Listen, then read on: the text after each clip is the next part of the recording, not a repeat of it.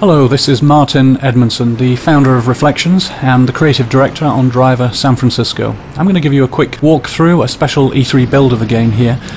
And what we've done with Driver San Francisco is very much go back to the roots of what made the original Driver game such a unique experience. We're going to get straight into a car chase between John Tanner and Jericho, two key characters that we've brought back from earlier in Driver's history.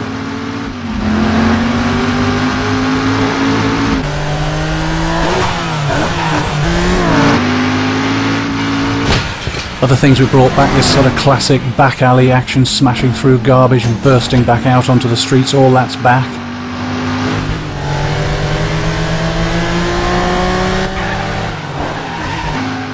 You can see the handling here. We've really worked hard to bring this back, that classic feeling of the handling. Tanner pushing the back end of his car right out there. And for the first time in Driver's history, we have well over 100 real licensed cars. Using the in-car view here, it's one of the classic views used in many of the 70s car chases like Bullet and French Connection that inspired the original Driver game.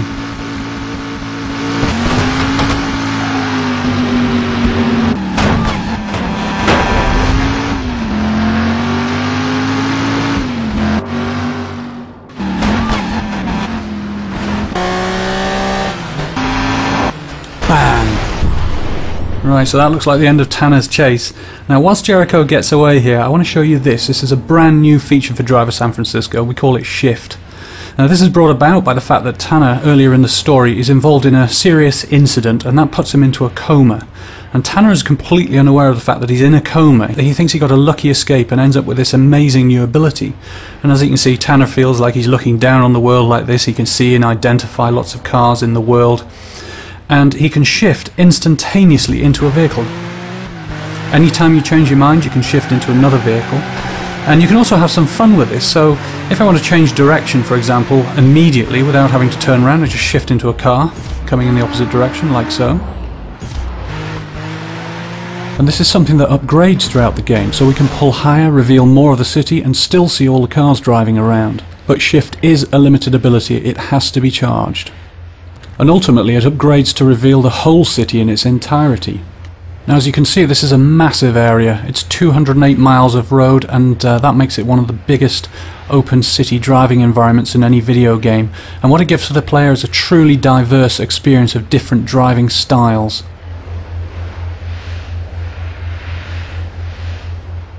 Let's look at how shift can really transform the gameplay for the player. We're going to shift in lower here down the south end of the city, see what's going on here.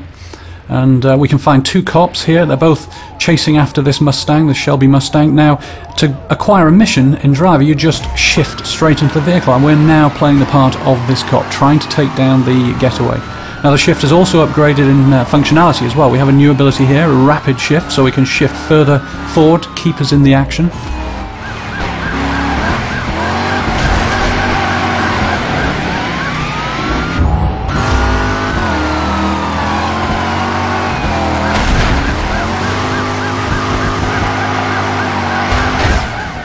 Overcooked it there. The other guy goes past, shifts, keeps us straight back up there, right behind the Mustang again. Now, when shift really becomes interesting is when the player starts to treat the vehicles in the city as tools. So we're going to use shift now to see if we can end this chase for good.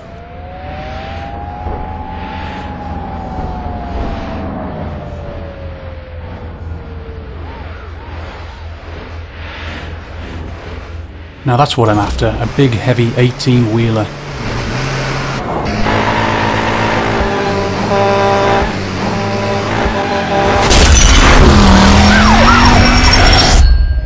Well, thank you for watching, and I hope you enjoyed this very early preview of Driver San Francisco.